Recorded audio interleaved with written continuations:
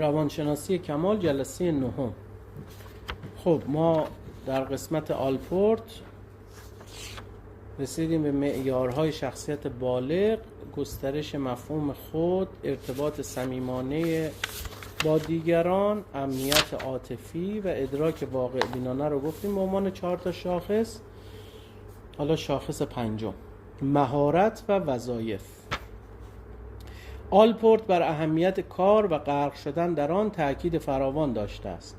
مفهوم ضمنی توفیق در کار پرورش مهارت‌ها و توانایی‌های خاص است، یعنی رسیدن به سطحی از شایستگی. اما داشتن مهارت‌های مورد نیاز و مناسب به تنهایی کافی نیست، بلکه باید این مهارت‌ها را به شیوهی صمیمانه و مشتاقانه و متعهدانه به کار برد و از خود از هر جهت مایه گذاشت. تفاوت آدم بالغ با شخصیت والد و کودک یکی از نمودهاش توی همین مهارت و وظایفشه. کودک، حالا چون ما داریم شخصیت بالغ رو میگیم کمک میگیریم از تحلیل رفتار متقابل و مقایسه میکنیم یک شخصیت بالغ رو با یک شخصیت کودک یا والد. در حقیقت والد که مشخصه برای گرفتن احترام کار میکنه، برای گرفتن تایید کار میکنه، برای گرفتن حمایت کار میکنه و کار میکنه که از او طریق بتونه دوست داشته بشه، انگار او احترامی که میگیره و غلبه بر اضطراباش. اما شخصیت بالغ کار رو برای خود کار میکنه. کودک کاری اگه انجام میده به چشم یک بازی یا به چشم یک وقت گذرونی یا دوست دارم دوست ندارم اینا، ولی بالغ دیگه از این سطوح رد شده. کاری اگه انجام میده، مهارتی رو در وجود خودش پرورش میده، اولی که این مهارت رو به این دلیل یاد میگیره و این وظایف شغلیشو به این دلیل انجام میده که به سطحی از شایستگی برسه، یعنی ویژگی های زنانه یا مردانه یا ویژگی های بالقوه انسانیش بالفعل کنه و ضمناً اون مهارتاش هم در جهت تحقیر بقیه، در جهت غلبه بر حقارت‌های خودش استفاده نمی‌کنه. اونا رو به گفته اینجا آلپورت به شیوه صمیمانه و مشتاقانه و متعهدانه. صمیمیت یعنی که در یک صداقتی قرار داره با بقیه و در نهایت صمیمیت به دور از همین بازی‌های اجتماعی و بازی‌های احترام طلبی و تایید طلبی اینا رو انجام میده. نسبت بهش مشتاقه، یعنی علاقه‌منده، با اکراه کار نمیکنه. هر روز که میخواد بره سر کارش یا او شغلش همش خودش فوش بده، این چی شغلیه، این چی کاریه، کی باشه از این داستان بیام بیرون. حقیقتا نسبت به اون ماجرا مشتاقه و یک تعهد انسانی و شخصی هم نسبت به اون موضوع داره. آلپورت یادآوری میکند ممکن است کسانی که از مهارت‌هایی برخوردارند روان نژند باشند. الزاماً مهارت داشتن مساوی سالم بودن نیست، ولی سالم بودن حتما توش مهارت و وظایف در واقع شغلی یا وظایف کاری حتما توش هست. یعنی ممکنه یک نفر وظایفش انجام بده، مهارت‌هایی هم داشته باشه ولی سالم نباشه، اما یک نفر که سالمه حتما اینا رو داره. آلپورت یادآوری می‌کند ممکن است کسانی که از مهارت‌هایی برخوردارند روان نژند باشند، ولی نمی‌توان شخص بالغ و سالمی را یافت که مهارت‌هایش را به کارش معطوف نساخته باشد.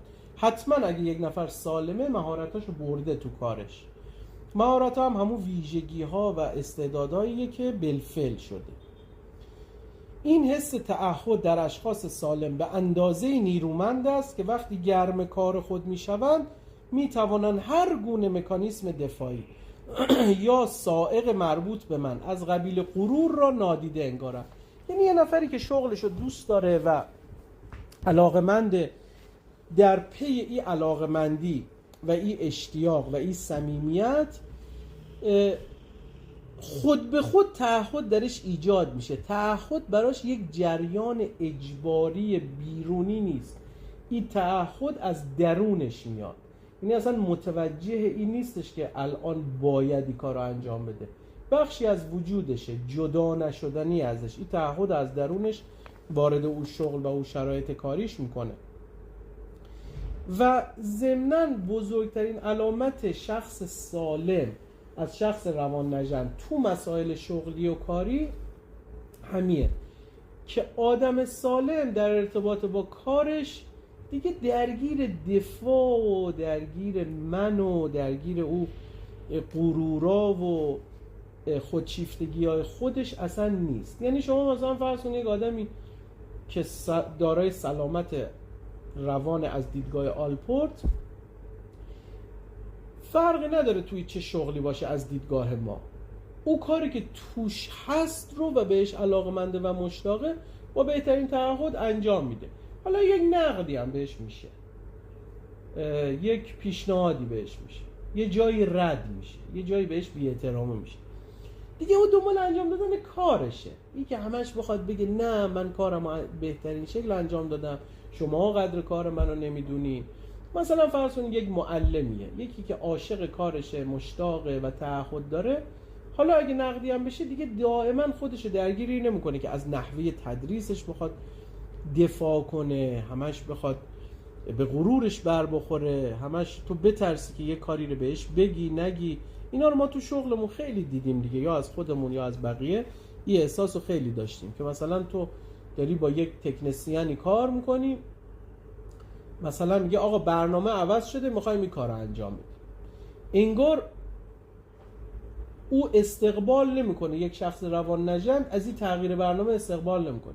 ای بابا ما رو مسخره کردی، مگه ما الاف توییم، هر روز یک پیشنهادی میدی، خب از اول بگو. همش براش به چشه یه چالشه، انگار فکر میکنه از یک پروژه‌ای در اومده به یک پروژه دیگه رفت. ولی ما مثلا بوده یک پیمانکاری داشتیم، خدا نکنه یک نقشه عوض شده یا یک کاری رو اشتباه انجام داده یا ایرادی ازش گرفت، اصلا تمام وجودش یه دفعه میاد تو حالت دفاعی، تمام وجودش میاد تو حالتی که الان به غرورش برخوردی، الان شما منو علاف کردین، شما اینجوری کردین.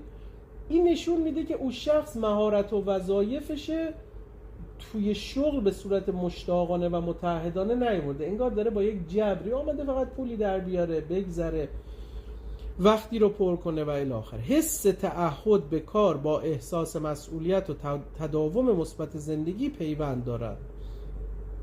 آلپورت در این باره گفته ای از هاروی کاشینگ، جراح مشهور مغز، را نقل کرده است. تنها راه دوام آوردن زندگی داشتن وظیفه‌ای برای به انجام رساندن است. میگه این حس تعهدی که تو به کارت داری کمک میکنه که او احساس مسئولیت و احساس مثبتی که به کل مجموعه زندگی داری رو تضمین کنه. میگه همونجور که این جراح مشهور مغز گفته تنها راه دوام آوردن زندگی داشتن وظیفه‌ای برای به انجام رساندن. میگه این وظیفه در حقیقت یک وظیفه عاشقانه، مشتاقانه و متعهدانه، نه این شغلایی که ما داریم که همش زورکی و فشار و عرض به خدمتت که از سر اجبار و از سر وقت پر کردن و برای ادامه همون زندگی شکل سوشال، مثلا که بقیه بگن بارزه بود بتونه زندگیش نگه داره را، نه اینا هیچ کدوم شامل اون نمیشه. میگه تو اگه او احساس مثبت و عاشقانه، سعی میخوای تو اون بشین که من تو رو ببینم، احساس عاشقانه، مشتاقانه و مثبتی که نسبت به شغل داری و اون وظیفه‌ای که برای خودت تعریف کردی، همونو این حالو میبری نسبت به همه زندگیت و همه زندگیتو میتونی همونطور متعهدانه، عاشقانه و با مسئولیت و مشتاقانه پیش ببری. کار و مسئولیت به زندگی معنا و دوام میبخشد. بدون داشتن کاری مهم و ارزشمند و ایثار، تعهد و مهارت‌های کافی برای انجام دادن آن، رسیدن به بلوغ و سلامت روانی میسر نیست. 6. عینیت بخشیدن به خود. سلف ابجکتیفیکیشن، یعنی خودتو به عنوان یک موضوع و به عنوان یک در حقیقت مسئله‌ای بیای عینی کنی، بیای واقعیت ببخشی، عینیت ببخشی. این معیار که یقیناً کاری دشوار است، در توصیه قدیمی خودت را بشناس تجسم یافته. کوشش برای خودشناسی عینی از ابتدای زندگانی آغاز می شود و هیچگاه پایان نمی پذیرد. یعنی همین فهم هویت خودت، یعنی من کیم، من در حقیقت چه ویژگی‌هایی دارم، چه ویژگی‌های نفسانی، چه ویژگی‌های روانی، چه ویژگی‌های جسمانی. در هر سنی میتوان به سطح معین سودمندی از عینیت بخشیدن به خود دست یافت. در هر سنی میتوان به سطح معین سودمندی از عینیت بخشیدن به خود دست یافت. شخصیت سالم به نسبت روان نژند به سطح بالاتری از خودشناسی نائل میگرده. آدم روان نژند اصلا خود نسبت به خودش هیچ شناختی نداره. نگاه الان تو همین گروه مثلا میگیم یک مسئله ای رو بیا یه فیدبکی رو یه نفر میخواد بگه، یا میگیم از احساساتت صحبت کن، میگه مثلا من احساسی ندارم، یا مثلا من نظری ندارم، یا مثلا میگن تو الان چه شباهت‌هایی نسبت به این موضوعی که او تعریف کرد در مورد خودت پیدا کردی. مثلا میگه مثلا نه احساساتش میشناسه، نه خشمش میشناسه، نه شادیش میشناسه، نه میدونه چی ناراحتش میکنه، چی غمگینش میکنه، چی خوشحالش میکنه، چه علاقه هایی داره، چه هدفهایی داره، چه توانمندی‌هایی داره. شناخت کافی از خود مستلزم بصیرت داشتن است به آنچه شخص میپندارد هست و آنچه که واقعاً هست. ما در حقیقت در چند سطح وجود داریم یا در چند سطح خودمون رو میبینیم. یکی او چیزیه که فکر میکنیم هستیم، یکی او چیزیه که واقعاً هستیم، یکی او چیزیه که باید باشیم. و آدم روان نژند اینا رو همه رو با هم قاطی میکنه و این تصاویرم خیلی از هم فاصله داره.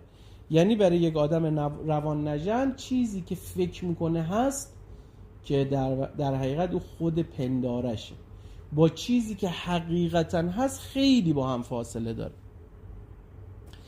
و او اصلا این فاصله رو هم درک نمیکنه. حالا او چیزی که فکر میکنه هست و از کجا آورده؟ از همون خود ایدئالیش یا از همون توهماتش یا از همون دیدگاه بقیه. شناخت کافی از خود مستلزم بصیرت داشتن است با آنچه شخص میپندارد هست و آنچه که واقعا هست. هرچه این دو تصویر به هم نزدیکتر باشند فرد بالغتر است. یعنی هر چقدر چیزی که تو فکر میکنی هستی به چیزی که واقعا هستی نزدیکتر باشه، تو به سلامت و به بلوغ نزدیکتری. مسئله مهم دیگر رابطه میان پنداری است که شخص درباره خود دارد و آنچه دیگران درباره‌اش می‌اندیشند. پس یکیش عینیت بخشیدن به خود که گفتیم میشه شناخت کافی، مستلزم شناخت کافی از خود. یکی اول ما بفهمیم فاصله چیزی که واقعا هستیم با فاصله چیزی که فکر میکنیم هستیم چقدره و این رو هی کم کنیم. یعنی هی تصویری که از خودمون داریم به تصویر خود واقعیمون نزدیک‌تر بشه. دوم، یک تصویرم بقیه از ما دارن که ما او تصویری که در حقیقت خودمون به خودمون داریم با تصویری که بقیه از ما دارن، این دوتا هم به هم نزدیک میشه. یعنی یه وقتی هست دیگران ما رو از بیرون دارن میبینن، یه فیدبکی به ما میدن، یه نظری میگن، یک تحلیلی دارن، یک تحلیل بازی، یک تحلیل در حقیقت بزرگتری با جزئیات بیشتری از زوایای مختلفی، اما ما خودمون فقط داریم از یک زاویه میبینیم. هر چقدر ما بتونیم این تصویر رو، نه که تصویرمون رو مبتنی بر نظر دیگران کنیم، هر چقدر بتونیم ما هم همونجور که دیگران از بیرون ما رو میبینن خودمون رو از زاویه بیشتر و زاویه بهتری ببینیم، باز به عینیت و به بلوغ نزدیک تریم. نگاه مثل این که الان تو گروه شما یک نظری میدی، یک احساسی رو میگی، بعد بچه‌ها شروع میکنن بهت فیدبک دادن. مثلا یکی از یه زاویه میگه 10 تا تو فیدبک بگیری، یعنی 10 تا سعید دیگه میشناسی، 10 تا حسین دیگه میشناسی. بعد نگاه میکنی میبینی من اصلا این نگاهی که او به من داره رو اصلا نداشتم، این زاویه‌ای که او داره میبینه، مثلا توی این ماجرا خشم منو دید، او تو اون ماجرا من دارم الان از یک دفاع یا از یک مکانیزم دفاعی استفاده میکنم که او دید من خودم ندیدم. هر چقدر بتونیم این دیدگاه ها و این فیدبک ها رو با گشاده نظری، با در حقیقت با پذیرش بدون دفاع اینا رو دریافت کنیم، باز انگار داریم خودمون رو عینیت میبخشیم. انسانی که به مرتبه برتری از عینیت و بصیرت نفس رسیده باشد صفات منفی خود را به دیگران فرا نمی افکند. این فرافکنی یا همون پروجکشن یکی از مکانیزم‌های دفاعیه که فروید مطرح میکنه و پروجکشن در حقیقت یه مکانیزمیه که ما برای این که برای اضطراب ناشی از قبول یک خصوصیت منفی در خودمون غلبه کنیم، میایم اون خصوصیت یا گرایشمون رو به دیگران نسبت میدیم. مثلا تو میخوای به یک نفر یه فیدبکی بدی یا یک نظری بدی یا قضاوتش کنی، بعد میای میگی که تو دروغگویی، تو اینجا دچار خشم به باباتی، تو اینجا منو نادیده گرفتی. فهم این پروجکشن ها، یعنی ما داریم خصوصیت های منفی که به دیگران نسبت میدیم، چه بخش زیادش همین پروجکشنه، چه بخش زیادش فرافکنیه.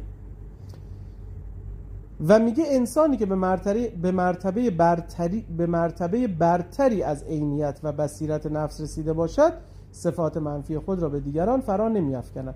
یا اگه جای یک صفت منفی رو به دیگری نسبت میده، فرافکنی خودش میبینه، یعنی نگاه میکنه میگه الان من که به یگانه گفتم دروغگو، آیا دارم دروغگویی خودمه به یگانه نسبت میدم یا واقعا این نظر رو دارم؟ هی دائم این پروجکشن رو در خودش میبینه.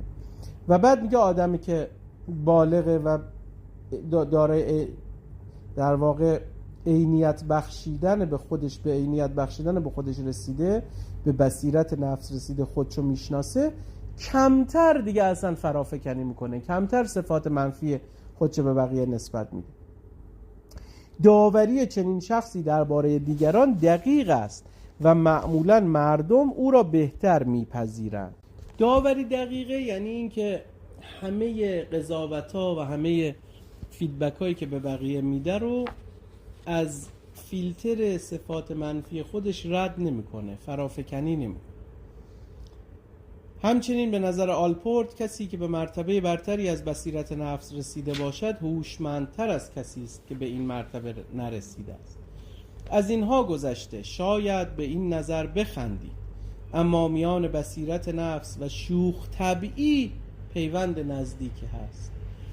آدمی که از خودش شناخت بیشتری داره، از خودش شناخت داره، راحت با خودش شوخی میکنه، راحت میشه باهاش شوخی کرد، راحت هم با بقیه شوخی میکنه. همش در موضع دفاعی نیست، همش در موضع دفاع کردن و نگرانی از اینکه نکنه خراب بشه نیست. میدونه آقا این ویژگی‌های مثبت رو داره، این ویژگی‌های منفی رو داره.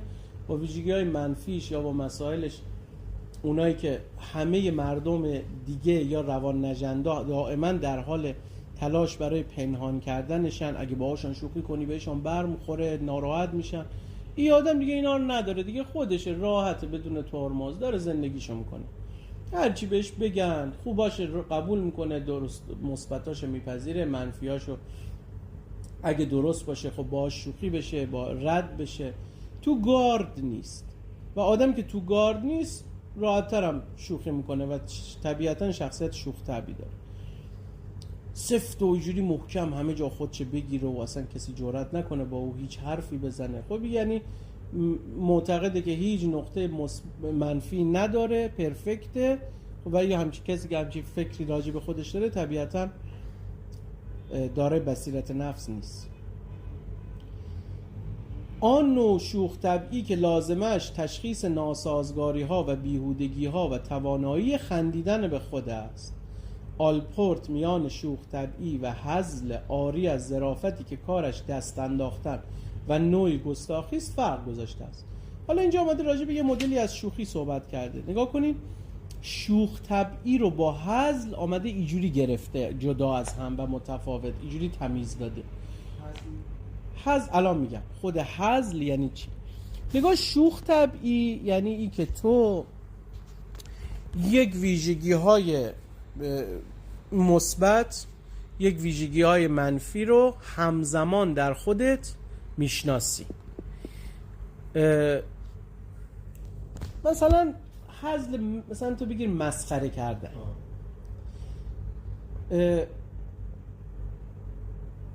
تو دفاع نیستی، خودتو قبول کردی به عنوان یک آدمی که داره یک نقاط مثبت، یک نقاط تاریکه، ممکنه خراب کنه، ممکنه گاهی احمق باشه، ممکنه گاهی ناسازگار باشه، گاهی رفتار بیهوده داشته باشه. خودشه، راحت آدم شوخ طبع خودش. اگه هم باهاش شوخی میشه یا با کسی شوخی میکنه، داره با ای بعد وجودش شوخی میکنه. ولی کسی که مسخره میکنه ریشش ترس از خراب شدن، یعنی تو یک جمعی دائما بقیه رو مسخره میکنه، دائما بقیه رو تحقیر میکنه به خاطر ترس از تحقیر شدن، و برای ای که تحقیر نشه بقیه رو تحقیر میکنه. و ضمناً اگه هم کسی باهاش شوخی کنه یا کسی به یکی از نقاط منفیش اشاره کنه، آدم روان نژند، اصلا تاب و تحمل شه دیگه نداره و کامل به هم میریزه، احساس حقارت شدید پیدا میکنه. ولی آدم شوخ طبع دیگه همه چیزو به شبیه یک شوخی میبینه. 7.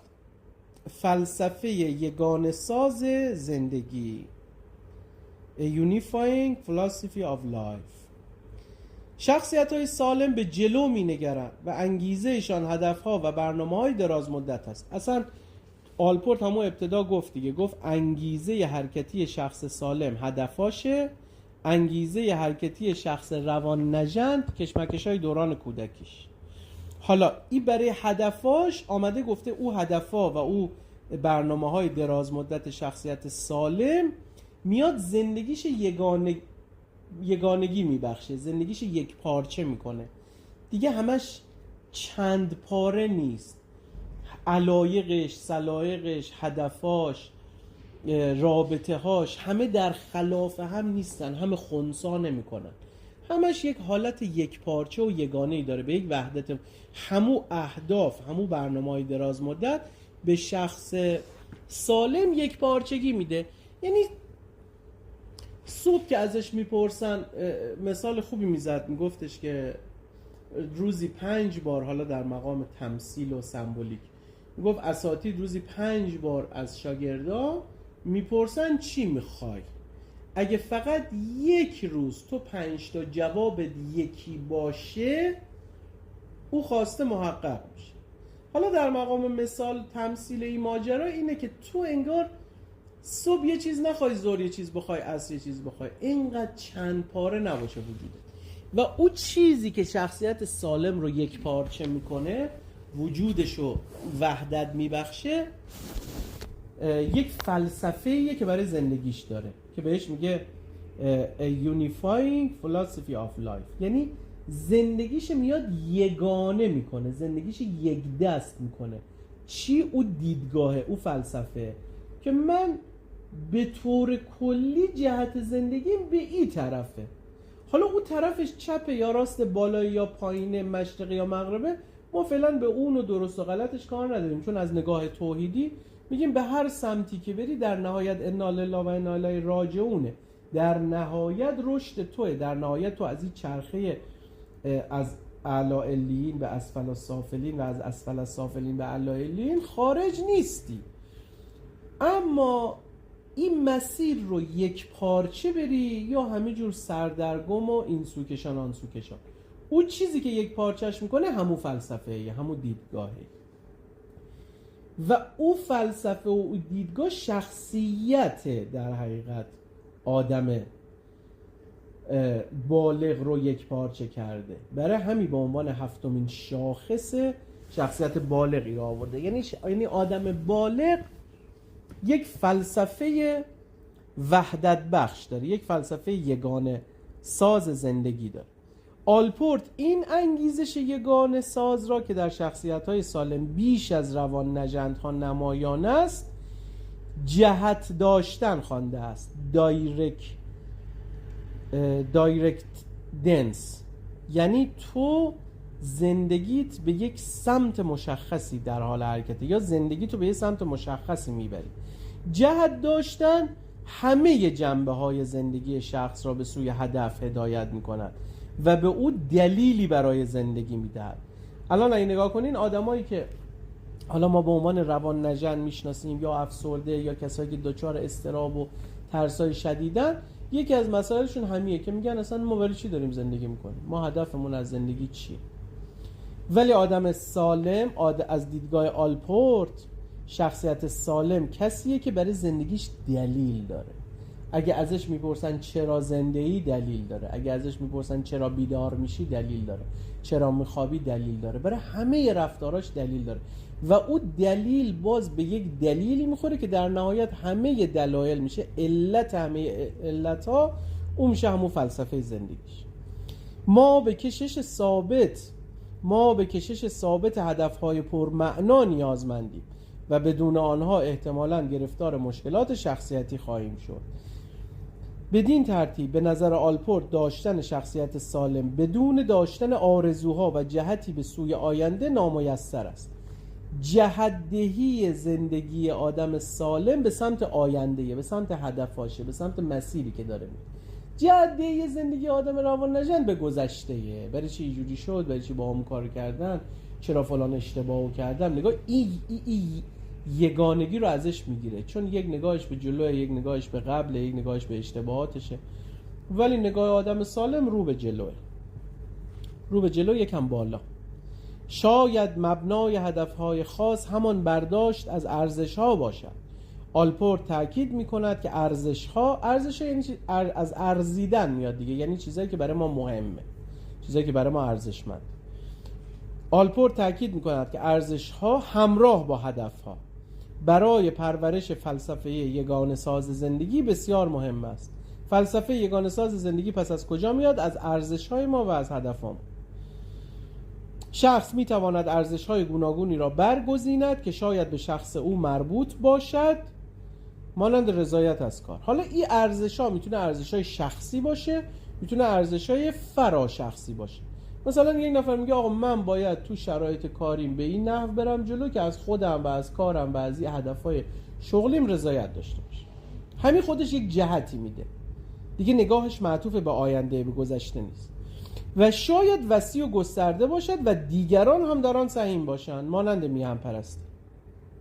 البته داشتن ارزش‌های استوار شخص سالم را از روان نژند متمایز می‌سازد. میگه فارغ از اینکه او ارزش‌ها شخصی باشه یا او ارزش‌ها فرا شخصی باشه، مهمی که استوار باشه. یعنی طی زمان، طی مکان، طی رابطه‌ها، طی هر چیزی که تو زندگی و آدم عوض میشه، ارزش‌هاش ثابت بمونه. روان نژند یا پایبند ارزشی نیست یا ارزش‌های ناقص و موقتی و گذرا دارد. ارزش‌های روان نژند به آن اندازه استوار و پایدار نیست که تمامی جنبه‌های زندگیش را به هم پیوندد یا یگانه سازد. اینقدر زور نداره که بتونه به زندگیش جهت بده. هر روز یک نظری، هر روز یک علاقه، هر روز یک عشقی، هر روز یک تغییر جهتی.